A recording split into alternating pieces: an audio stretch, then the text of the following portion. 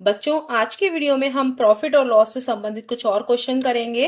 तो यहाँ है, एक दुकानदार ने दो रेडियो 1540 रुपए प्रति रेडियो की दर से बेचे। यानी दो रेडियो है, हर एक का मूल्य 1540 है। तो दो रेडियो का क्या हो जाएगा, बेचे तो क्या हो गया, विक्रय मूल्य। ठीक है, तो विक्रय मूल्य यानी सेलिंग प्राइस उसका क्या है, 1540।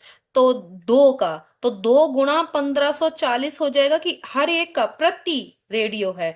तो विक्रय मूल्य 1540 का दुगुना हो जाएगा, यानी आपका हो जाएगा 08, दो से गुणा कर रहे हैं तो ये 3080 रुपए में इसने बेचा है। पहले रेडियो पे 12% लाभ और दूसरे रेडियो पे 12% हानि हुई। तो कुल सौदे पर लाभ हुआ या हानि, तो आपको दोनों के बाइंग प्राइस निकालने होंगे, तभी आपको पता चल पाएगा कि प्रॉफिट हुआ कि लॉस हुआ। तो बाइंग प्राइस यानी पहला रेडियो कितने में खरीदा था, तो ये कैसे निकलेगा। तो ये निकालने का आप जानते हैं, एस गुणा 100 बटे आप क्या करते हैं, 100 प्लस प्रॉफिट परसेंटेज। आप यही वाला सूत्र लगाते हैं। तो पहले के लिए 12% लाभ हुआ, तो एस की वैल्यू क्या है आपका 1540, और आप गुणा 100 करेंगे और 12% जोड़ेंगे तो 112 आपका आ गया। और दूसरा अगर B2 निकालेंगे तो S गुणा 100 बटे 100 माइनस लॉस परसेंटेज, क्योंकि यहाँ लॉस हुआ है, का जो प्रॉफिट है वो इतना है और ये लॉस है दूसरी बार में। तो यहाँ पर लॉस जब होता है तो यहाँ क्या करते हैं, आप माइनस लगाते हैं, 100 माइनस। तो आप यहाँ पे करेंगे तो 1540 गुणा 100 बटे 12, जब घटाएंगे 100 में से तो कितना आएगा, 88। ठीक है, हमने यहाँ पर कैलकुलेशन क्यों नहीं करी, क्योंकि हमें इसे जोड़ना है। तो क्रय मूल्य B बराबर क्या हो जाएगा, B1 प्लस B2। आप जब ये से जोड़ेंगे तो 1540 गुणा 100 बटे 112, और यहां पर क्या हो जाएगा, प्लस 1540 गुणा 100 बटे 88। अब यहां पर देख रहे हैं कि कुछ आपका सब कॉमन आ रहा है। क्या कॉमन आ रहा है, 1540 गुणा 100 ऊपर कॉमन है, दोनों में है। ठीक है, अब यहां पर भी कुछ कॉमन आ रहा है, नीचे हर में भी क्या कॉमन है, देखिए 8 एकम 8, 8 चौक 32, ये भी 8 से कट रहा है और ये भी 8 से कट रहा है, तो 8 भी कॉमन ले लीजिए। तो यहां बचेगा 1 बटे 8 एकम 8 आपने किया था, और 8 दूनी 16, 8 या 24, 8 चौक 32। देखिए हो रहा है कि नहीं, 8 चौक 32 ये हो गया। और यहां पर क्या हो रहा है, इतना 11, क्योंकि 11 8 88 हो गया कि नहीं। तो आपका थोड़ा कैलकुलेशन सरल हो जाएगी। तो यहाँ हो गया 1540 गुणा 100 बटे 8, और यहाँ देखिए 11 और एलसीएम जब लेंगे तो हर में क्या आएगा, 11 गुणा 14, ये हमने डायरेक्ट लिख दिया, काटा कुछ नहीं। और यहाँ पे क्या हो जाएगा, इधर 11 और इधर 14, ये जो दोनों जुड़ जाएंगे। तो यहाँ हो जाएगा 11 और 14 को हम डायरेक्ट लिखने हैं। देखिए यहाँ पर आएगा, जब जब आप एलसीएम में 11 गुणा 14 लेंगे तो इधर 14 है ही है, तो ऊपर क्या आएगा 11, और इस तरफ क्या आएगा 14। 11 और 14 को जोड़ेंगे तो आपका कितना आ गया, 25। देखिए आप जोड़िए तो 11 और 14 25 होता है। अब देखिए आपका कटना कितना आसान है। देखिए 14 से ये डायरेक्ट कट रहा है, आपको दिख रहा होगा, 14 एकम 14 और एक बचा, फिर 14 एकम 14 और एक 0 हो गया। अब देखिए ये फिर से 11 से कट रहा है, 11 दशम, और फिर अब आप इधर और देखिए, 2 चौक 8, 2 पंजे 10, और 4 से काटेंगे तो 4 दूनी 8 और 4 पंजे 20, 25। यहाँ 100 के साथ क्या आएगा, 100 की जगह पे आ जाएगा आपका 25 जब 4 से काटेंगे। तो यहाँ आपका हो गया 25, 25 और 5। तो 25 की 25 से गुणा 625 आप जानते होंगे, 625 गुणा 5 जब करेंगे तो कितना आएगा, पचम 25 का 5 हासिल 2, 5 दूनी 10 और 2 12, और एक बचा, 5 छक 30 और एक 31। इतने रुपए में, अब यहाँ पे आपको दिख रहा होगा कि इतने रुपए उसका बाइंग प्राइस है, यानी खरीदा उसने इतने में। और विक्रय मूल्य देखिए क्या था, ये देखिए विक्रय मूल्य इतना है और आपका क्रय मूल्य इतना है। तो दिख रहा होगा कि आपको इसको लॉस हो रहा है, लॉस हो रहा है कि नहीं हो रहा है। तो अब लॉस कितना, यहाँ पूछा गया कि हानि हुई कि लाभ, परसेंटेज नहीं पूछा, केवल ये पूछा। तो यहाँ देखिए हानि हुई है, उसको कितने की हानि हुई, तो लॉस बराबर क्या होता है, बी माइनस एस करते हैं। ठीक है, तो बी क्या है आपका 3125 माइनस 3080। तो आपका क्या हो जाएगा, ये देखिए यहां पर, यहाँ 3100 में कितने 20 की कमी है यहाँ पर, और 25 रुपए ज्यादा हो गए, तो कुल मिलाकर 45 रुपए, 45 की हानि हो गई। ठीक है, तो आपने यहाँ पर देखा कि आपने कितने आसानी से निकाल लिया। आपको क्या करना था, विक्रय मूल्य 2 का दिया, निकालना है आपको। आपको यहाँ पे क्या करना है, विक्रय मूल्य प्रति रेडियो इतना है, तो 2 रेडियो का विक्रय मूल्य क्या हो जाएगा, तो आप इसे 2 से गुणा कर देंगे। और फिर एक में उसे लाभ हुआ और दूसरे में हानि, तो पहले वाले के लिए बाइंग प्राइस क्या है, दूसरे के लिए बाइंग प्राइस क्या है, जब प्रॉफिट हुआ तब का और जब लॉस हुआ तब का, दोनों निकाल के जोड़ देंगे तो टोटल आपको सौदे पर कितना उसने जो खरीदा था वो क्या था वो निकाल लेंगे, तो आपको पता चल जाएगा कि अगर खरीदा हुआ ज्यादा है और बेचा हुआ वाला पैसा कम है तो आपको लॉस हुआ है। तो ये यहाँ पे लॉस दिख रहा है। एक व्यापारी अपने माल का मूल्य क्रय मूल्य का, तो मान लेते हैं, माना क्रय मूल्य क्या है, x रुपए हमने मान लिया, अंकित करता है एक क्रय मूल्य का 40% बढ़ाकर, तो अंकित मूल्य क्या है, अंकित मूल्य है x, तो जो है ही है, उसमें x का 40% बढ़ाता है, तो ये हो गया x का 40% क्या होगा, 40/100 गुणा में x। ठीक है, इसको इस पेन से कर दे रहे हैं क्योंकि ये थोड़ा सा लाइट हो रहा है। तो यहां पर देखिए 0 से 0 कट गया, और 2 दूनी 4, 2 पंजे 10, तो x प्लस 2x/5 इतना अंकित मूल्य है। और इसको अगर मल्टीप्लाई करेंगे तो 5x और प्लस 2x, देखिए ये 5x और प्लस 2x के हो गए, इससे 5 से मल्टीप्लाई कीजिए तो ये 7x/5, ये आपका अंकित मूल्य है, अंकित मूल्य। अब अंकित मूल्य पर 10% की छूट देता है, तो मतलब वो अंकित मूल्य पर उसे 10% की वो छूट दे रहा है, तो ये तो उसका सेलिंग प्राइस, यानी सेलिंग प्राइस वो होगा जो अंकित मूल्य है 7x/5, और माइनस करेंगे इस अंकित मूल्य के 10% को, करेंगे कि नहीं करेंगे, तो ये इतने पे बेच रहा है, तो यहां पर 7x/5 माइनस 10 से करेंगे तो 10/7x/5 इंटू 10/100, 0 से 0 कट गया, तो यहां पर कितना हो गया आपका 7x/5 माइनस 7x/50। तो इसमें से आप अगर आप 7x/5 कॉमन ले लेंगे इन दोनों में से, तो यहां बचेगा कितना, पूरा पूरा आप ले चुके हैं, तो 1 माइनस 1/10, और जब इसको सॉल्व करेंगे तो 7x/5 ये आया, और 10 इधर 10 में से 1 गया तो क्या हो जाएगा 9/10 यहाँ पे हो जाएगा, तो नीचे 10 की मल्टीप्लाई होगा ऊपर 9 का, तो ये जो सेलिंग प्राइस था वो हो गया 9 और 7 की गुणा करेंगे तो हो जाएगी 63, और नीचे हो जाएगा 50, और ये x, तो ये s आ गया है ना, और क्रय मूल्य आपने क्या माना था, x। ठीक है, तो ये आ गया s, s का मतलब है सेलिंग प्राइस और बाइंग प्राइस है x। तो आपका पूछा है कितने प्रतिशत लाभ होता है, तो पहले आप जब आपको s मालूम है b मालूम है तो प्रॉफिट निकालेंगे। प्रॉफिट क्या करते हैं, 63 अपॉन ये 50x, ये आपका सेलिंग प्राइस है, इसमें से बाइंग प्राइस x घटाएंगे, तो जब घटाएंगे तो क्या हो जाएगा 50 आपका क्या होगा एलसीएम, तो यहां हो गया 63x, और 50 से इसे मल्टीप्लाई करेंगे, ये चीज आपको बार बार मैं बता चुकी हूँ कई बार, तो मैं आप डायरेक्ट कर रही हूँ 50x, तो यहां बचेगा कितना 13x/50, ये प्रॉफिट हो गया। ठीक है, अब प्रॉफिट परसेंटेज निकालना हो तो आपको पता है प्रॉफिट परसेंटेज के लिए क्या करते हैं, प्रॉफिट, तो आपने डायरेक्ट लिखा प्रॉफिट गुणा 100 से उसकी मल्टीप्लाई करते हैं, और नीचे बाइंग प्राइस आता है, बाइंग प्राइस क्या है एक्स। आपको ये फॉर्मूला बार बार पता होगा, मैं एक बार फिर से लिख दे रही हूं, प्रॉफिट परसेंटेज इक्वल टू होता है P इंटू 100/B, है ना, इससे परसेंटेज में, तो आपको मैंने ये लिख दिया। आप देखिए एक्स से एक्स कट गया, और 50 दूनी 100, तो यहाँ 13 दूनी 26, तो ये 26% का आप देख रहे हैं कि यहाँ पर 26% का उसको लाभ हो रहा है।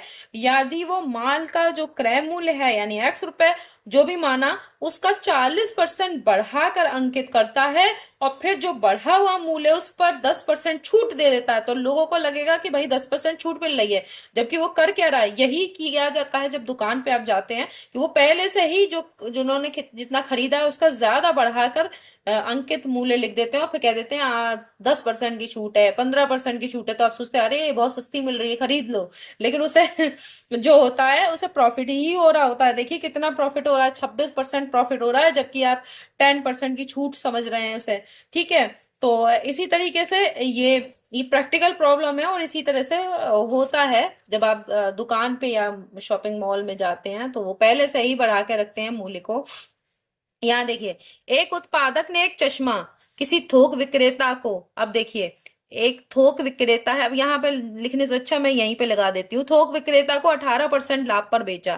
ठीक है, एक उत्पादक ने बेचा है थोक विक्रेता को, थोक विक्रेता ने बेचा दुकानदार को, है ना, 20% लाभ पर। देखिए इसने 18% पे बेचा, इसने दुकानदार को 20% पे बेचा, दुकानदार ने वही चश्मा ग्राहक को बेचा भाई 30 रुपीज और 9 पैसे में बेचकर 25% लाभ कमाया। अब देख रहे हैं, उत्पादक ने थोक विक्रेता, थोक विक्रेता ने दुकानदार, दुकानदार ने ग्राहक को। ठीक है, और सब सब कितना कमा रहे हैं, देखिए लाभ कमा रहे हैं, एक 18% का, एक 20%, एक 25%। तो उत्पादक को चश्मे का लागत मूल्य यानी उत्पादक ने कितने में खरीदा होगा, उसे कितनी लागत लगी, यानी वो चश्मा एक्चुअल में था कितने का। पहली बात तो देख रहे होंगे कि आप सब ऐसे ही लाभ कमाते हैं कि ये चेन चलती है, जहां से किसी चीज का प्रोडक्शन होता है, फिर उसके बाद थोक विक्रेता के पास आता है, फिर आपका जो है जो दुकानदार है उनके पास आता है, फिर उसके बाद आपके पास आता है, तो इस तरह से। लेकिन यहाँ पर चश्मे का मूल्य बहुत कम दिया हुआ है, इतना चश्मे का मूल्य होता नहीं है, चश्मे का मूल्य बहुत ज्यादा होता है, लेकिन ये यहाँ पे हम एक क्वेश्चन कर रहे हैं कि किस तरह से ये क्वेश्चन होंगे। तो देखो, या तो फिर एक ऐसा है कि जो इस एक का बाइंग प्राइस है वो दूसरे का सेलिंग प्राइस है, इस तरह के जब कई बार लंबी चेन हो और आपको कम टाइम में करना हो, तो आपके लिए देखिए आप ये जानते हैं कि जैसे हम अगर उत्पादक का करें, देखिए एक एक तरीके, दो तरीके हैं इसके, थोक विक्रेता, उत्पादक है, फिर थोक विक्रेता है, फिर उसके बाद दुकानदार है, फिर उसके बाद ग्राहक है।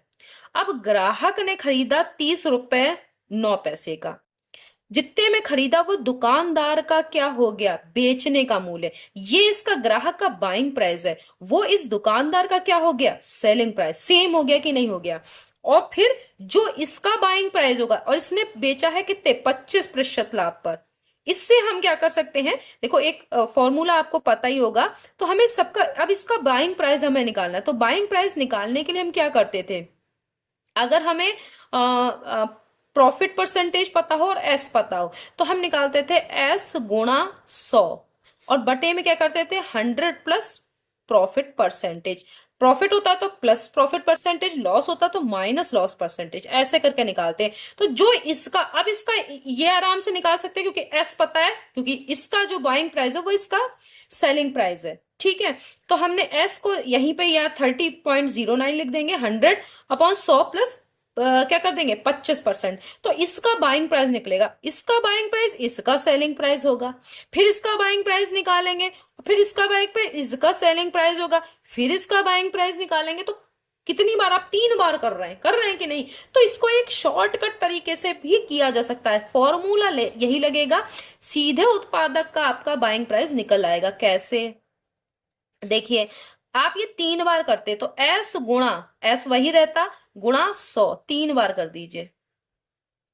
ठीक है, अब इसके लिए एस वही है, एक ग्राहक का जो बाइंग प्राइस है वो वही आगे चलता चला जाएगा, देखिए। ठीक है, और इससे ही आप इस बी को निकालेंगे, फिर उसका जो बी निकलेगा वो इसका सेलिंग प्राइस बनेगा। तो कई बार ना करके हम एक फॉर्मूला ये कर दे रहे हैं, पहले में उसको 25, ये देखिए 25 हो गया, फिर आपका अगले बार में क्या है, ये 20 है, ये भी हो गया, और फिर इसमें क्या 18 है, तो आपने 100 प्लस 18 कर दिया। ये एक साथ आप कर देंगे, एस की जगह पे आप रखेंगे 30.09 गुणा 100 बटे 125 गुणा 120 गुणा 118। ठीक है। अब देखिए, आप बहुत सारा सॉल्व कर सकते हैं। 0 से एक 0 ये काट दीजिए, है ना। और यहाँ हो गया 2 पंजे 10, 2 छंग 12 हो गया। अब देखिए यहाँ आपका इतना कट गया। उसके बाद आप यहाँ पे 25 से काट सकते हैं। 25 चौक 100, 25 पंजे 125, 5 से ये 5 कट गया। 2 दूनी 4, 2 तियां 6। अब ये 3 से देखिए ये पूरा कट रहा है। 3 दशम ये 30 हो गया, 0.03 इतना कट गया। अब यहाँ पर देखिए और क्या क्या कट रहा है। 2 से देखिए यहाँ पर आपका अभी 2 है, तो यहाँ पर काट रहे हैं। 2 से काटेंगे तो यहाँ कितना हो गया, 2 पंजे 10। ध्यान दीजिए, 2 पंजे 10, 2 नैम 18। तो अब यहाँ पर ऊपर में बचा 100 को इससे जब गुणा करेंगे तो ये दशमलव हट जाएगा, क्योंकि 2 के बाद दशमलव है और यहाँ 2 जीरो है। तो आपका ऊपर आ जाएगा 1003 बट्टे आपका नीचे आ जाएगा 59। अब इससे जब भाग देंगे, देखिए हम 59 से भाग देते हैं। देखिए हमने डायरेक्ट कर दिया। ऐसे अगर सवाल हो बार बार ऐसा हो रहा हो तो आप ऐसे डायरेक्ट कर दीजिए। 1003, 59 एक बार जाएगा तो कितना बचेगा आपका 41, और आप ये 3 उतार लेंगे तो देखिए 7 बार तक, 6 या 7 बार जाएगा। 7 बार देख लेते हैं क्योंकि यहाँ 3 आ रहा है, तो देख लेते हैं। 9 सत्ते 63 बचा 6 और 7 पंजे 35, 35 और 6 41। हाँ कट रहा है पूरा पूरा, तो 17 रुपए। अब देखिए कि उत्पादक जो था उसको 17 रुपए का पड़ा, और फिर वो धीरे धीरे वो 18% लाभ कमाया। फिर उसके बाद दुकानदार ने 20%, फिर 25, तो कुल मिला के वो 17 रुपए की चीज आपको 30 रुपए 9 पैसे में पड़ रही है।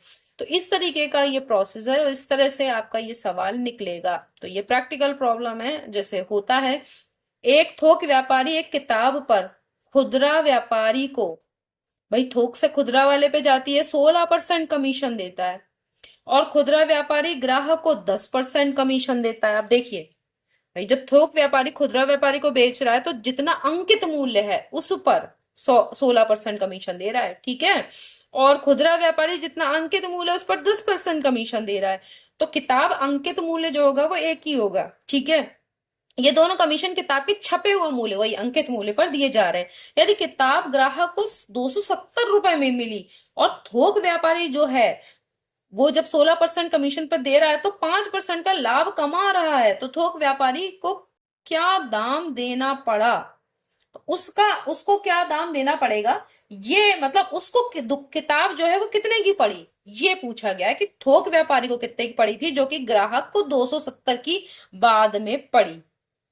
तो मान लेते हैं कि ये मान लिया जाता है, क्योंकि 100 पर, क्योंकि परसेंटेज की बात है तो 100 पर निकालना आसान होता है। तो हम मान लेते हैं कि क्या दाम देना पड़ा, मान लो 100 रुपए की पड़ी। ये मान लेते हैं, माना है मतलब है नहीं 100 रुपए की, ठीक है। तो हम यहां से कर लेते हैं, इसको यहां तक कर लेते हैं। और अभी हम ये देखते हैं, माना जो थोक व्यापारी था, थोक व्यापारी को किताब कितने की पड़ी, 100 रुपए की पड़ी, ठीक है। अब ये इतना, इसका मतलब किताब 100 रुपए की पड़ी का मतलब क्या है, क्रय मूल्य, है ना। तो अब उसने 5% क्या किया है, विक्रय मूल्य निकालना और 5% का लाभ है। तो अगर 100 रुपए पर 5% लाभ क्या होगा, यानी प्रॉफिट परसेंटेज दिया है 5%। तो अब क्या हो गया, 100 का, अब देखो 100 का 5% क्या हो गया, 5 रुपए, क्योंकि देखो 100 का 5/100 करोगे आप अगर, है ना, प्रॉफिट इतना लाभ कमाया है, ठीक है।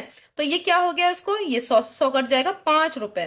तो यानी उसका 5 रुपए का उसने जो है वो, अगर 100 रुपए के उसका दाम है, उसने क्रय मूल्य है, तो उसने 5% लाभ कमाया है। तो वो क्या, थोक व्यापारी का तो विक्रय मूल्य क्या हो जाएगा, यानी ये तो बाइंग प्राइस था, 100 रुपए। तो सेलिंग प्राइस क्या होगा, सेलिंग प्राइस में प्रॉफिट जुड़ता है, तो 5% का प्रॉफिट यानी 5 रुपए का प्रॉफिट। तो 5 रुपए ये हो गए, और आपका बाइंग प्राइस जो है 5 और 100 रुपए बाइंग प्राइस था, ठीक है। प्रॉफिट परसेंटेज 5% है, तो आपका जो प्रॉफिट है वो कितना हो गया, 5 रुपए का प्रॉफिट है। तो 5 यानी 100 का 5%, 5 रुपए निकाल लिया आपने। तो ये दोनों जोड़ देंगे यानी 105 रुपए विक्रय मूल्य आएगा अगर क्रय मूल्य 100 रुपए है। लेकिन अब खुदरा व्यापारी को 16% कमीशन पे देता है। तो मान लो कोई 100 की चीज है, यानी अगर ये मान लेते हैं कि अंकित मूल्य जो है अगर 100 रुपए है, भाई अंकित मूल्य अगर 100 रुपए है, इसका मतलब है कि 84 रुपए देने पड़ेंगे। 16% क्या होगा, जैसे 100 रुपए का 5% 5 रुपए, वैसे ही 100 रुपए का 16% 16 रुपए। तो इसका मतलब क्या है, अगर हम मान लेते हैं कि किसी किताब का अंकित मूल्य अगर 100 रुपए है, तो उसका विक्रय मूल्य कितना होगा। अगर अंकित मूल्य 100 रुपए है, तो इसका मतलब है भाई 100 रुपए की कमीशन मिल रहा है ना, 16% का कमीशन दे रहा है। तो इसका मतलब है कि वो उसका विक्रय मूल्य कितने में बेची जा रही है, 84 रुपए में। ठीक है कि नहीं है। तो 84 रुपए में बेची जा रही है अगर कोई किताब विक्रय मूल्य, तो अंकित मूल्य कितना है, 100 रुपए। ठीक है, 84 रुपए विक्रय मूल्य, तो अंकित मूल्य 100 रुपए है।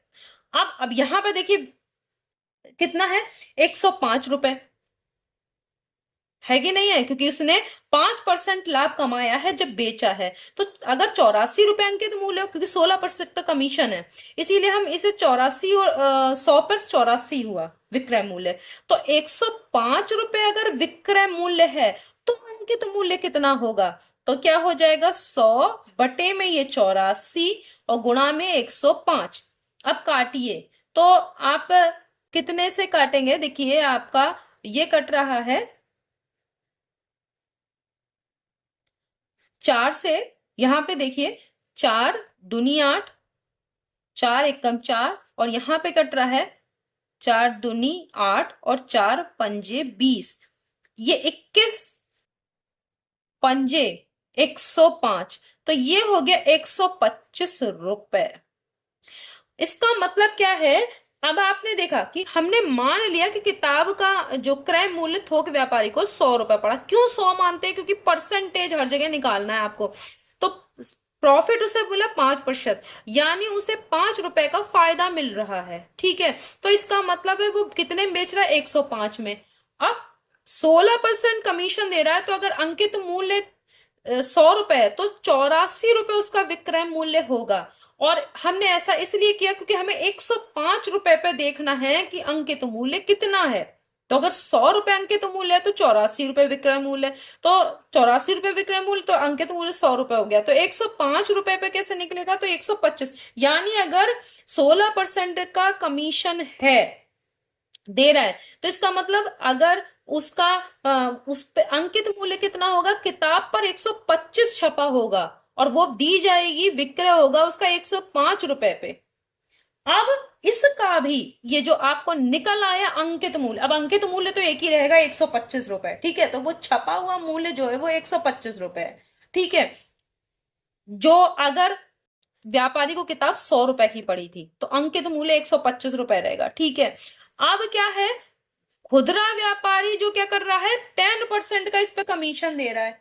10% का कमीशन दे रहा है, तो ये दोनों और खुदरा व्यापारी ग्राहक को, तो ग्राहक के लिए किताब कितनी ही पड़ेगी, ग्राहक के लिए किताब पड़ेगी आपकी 125 में से 125 का कितना करेंगे, 10% घटा देंगे। तो 125 में से भाई 125, अगर हम ये देख रहे हैं 125 रुपए की है, तो ग्राहक के लिए वो किताब जो अंकित मूल्य 125 है, उस पर ग्राहक को 10% और कमीशन मिल रहा है, तो हम 10% फिर घटाएंगे, तो क्या हो जाएगा, -125 गुणा 10/100। एक जीरो से एक जीरो कटा। अब देख रहे हैं यहां पर क्या है, 5 दूनी 10 और यहाँ हो गया 25। 25 का आधा क्या होगा, 12.5। तो यहाँ हाँ, ये 125 माइनस 12.50। 12.5 का मतलब 125, ये 12 रुपए 50 पैसे। 12 रुपए 50 पैसे 125 में से घटाएंगे तो ये हो जाएगा आपका, यहाँ पे देखिए 50 पैसे आपका डायरेक्ट भी घटा सकते हैं, तो यहाँ आएगा 112 रुपए, और यहाँ पर 1 रुपए यहाँ से लेंगे उधार, तो यहाँ 1 रुपए में से 50 पैसे घटाएंगे तो 50 पैसे आ गए। आप ऐसे भी घटा सकते हैं, देखिए मैं डायरेक्ट घटा देती हूँ, लेकिन आप ऐसे कर सकते हैं। 125 लिखिए, 0.00 लगाइए, और नीचे यहाँ पे लिखेंगे 12.50। अब ऐसे घटाएंगे तो आपको टाइम ज्यादा लगेगा। देखिए अब क्या हो गया, यहाँ 50 क्यों बचा, यहाँ से एक हासिल लिया, वही मैंने जैसे आपको बताया था, तो यहाँ पे हो गया आपका 100 पैसे।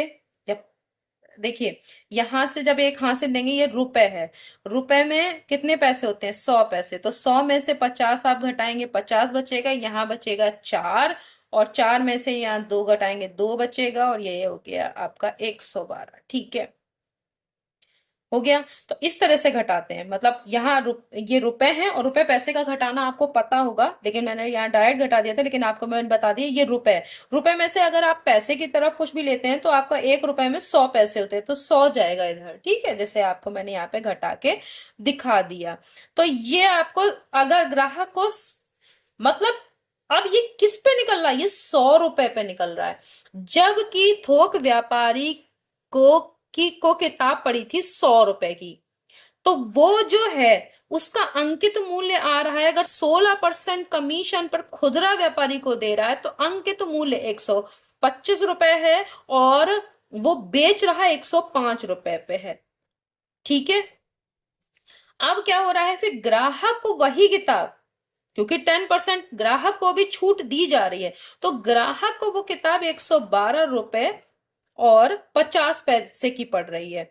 जो खुदरा व्यापारी को कितने की पड़ रही है, वो पड़ रही है 105 रुपए की। ठीक है, तो आपको यहां समझ में इतना आ गया, लेकिन ये सब 100 पे चल रहा है। लेकिन अब यहां पर देखिए कि ग्राहक को 270 की मिल रही है, तो फिर थोक व्यापारी को कितने की पड़ी।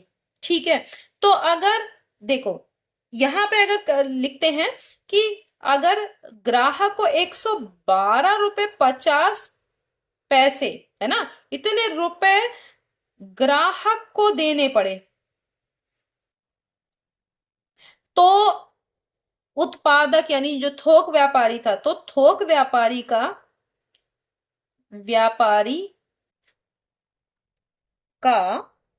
क्रय मूल्य कितना था, ग्राहक को इतने देने पड़े, ग्राहक का ये क्रय मूल्य है, तो थोक व्यापारी का क्रय मूल्य कितना था, 100 रुपए। आपने ये सब 100 पे माना है। ठीक है, 100 रुपए, तो 270 अगर ग्राहक को देने पड़े, ग्राहक को देने पड़े, तो व्यापारी का क्रय मूल्य कितना होगा, तो आप क्या करेंगे, 100 में आपका आएगा 112 रुपए 50 पैसे गुणा 270। ठीक है, तो आप क्या करेंगे, दशमलव हटाएंगे तो ये 2 जीरो लग जाएंगे, और फिर उसके बाद 0 से 0 कट गया। ठीक है, तो अब यहाँ पे बाकी का हम यहाँ पे कर ले रहे हैं, थोड़ा सा क्लियर हो जाएगा। ठीक है, आपने यहाँ काटा था इतना ही, हमने जो यहाँ का है यही यहाँ पे उतार लिया है। ठीक है, तो आपका यहाँ 270 था, तो ये 2 जीरो क्यों बढ़े थे, क्योंकि ये दशमलव आपने हटाया था, और एक जीरो से एक जीरो आपने काट दिया। अब आप काट सकते हैं, यहाँ पर आपका कट रहा है, देखिए 5 से कट रहा है, 5 दूनी 10, और यहाँ पे 5 से कट रहा है 5 दूनी 10, 5 दूनी 10 और पचम 25 कट गया। अब यहाँ पर देखिए ये भी 5 से कट रहा है, 5 चौक 20 पचम 25, और यहाँ पे कट रहा है, देखिए 5 पचम 25, 5 चौक 20 और 2 जीरो। फिर उसके बाद आप यहाँ पे आपका फिर कट रहा है 5 नैम 45। यहाँ पर देखिए 5, यहाँ नीचे लिख दे रही हूँ, ये वाला आपका नहीं है, 5 एकम 5, और फिर आप 0 40 नहीं जा रहा, तो एक जीरो लगा के 5 अट्ठे 40, और फिर एक जीरो। ठीक है, देखिए 5 एकम 5, यहाँ पर आप क्या करेंगे, 40 डायरेक्ट नहीं जाएगा क्योंकि आपका एक में जा नहीं रहा है, तो जीरो लगाकर 2 में तब ले जाएंगे, 5 अट्ठे 40। तो अब क्या कर रहे हैं, 9 से कट रहा है, देखिए 9 एकम 9, एक बचा, 9 दूनी 18 और जीरो, तो यहाँ 120। अब नीचे कुछ नहीं बचा, ऊपर बचा 120 और गुणा में 2, तो 120 की गुणा करेंगे 2 से तो आएगी आपकी 240 रुपए। तो ये जो है, अगर 270 की किताब थी, अगर 100 रुपए की किताब थी, जो उत्पादक यानी थोक व्यापारी को, जो थोक व्यापारी को 100 रुपए की पड़ी, तो ग्राहक को 112 रुपए 50 पैसे की पड़ रही है। जबकि थोक व्यापारी 16% का कमीशन खुदरा व्यापारी को, खुदरा व्यापारी 10% का कमीशन ग्राहक को देता है अंकित मूल्य पे, तब ये हो रहा है। लेकिन अगर 270 की ग्राहक को किताब पड़ रही है, तो वो कितनी पड़ रही है, जो है वो थोक व्यापारी को, तो वो 240 रुपए की पड़ रही है। तो आपको इस तरीके से ये क्वेश्चन करना है, थोड़ा लॉन्ग क्वेश्चन है, तो इसको जरा सा इसको देख लीजिएगा ध्यान से। नेक्स्ट वीडियो में हम फिर मिलेंगे कुछ और क्वेश्चंस के साथ, अलग अलग तरीके के प्रॉफिट और लॉस पर। तब तक के लिए धन्यवाद।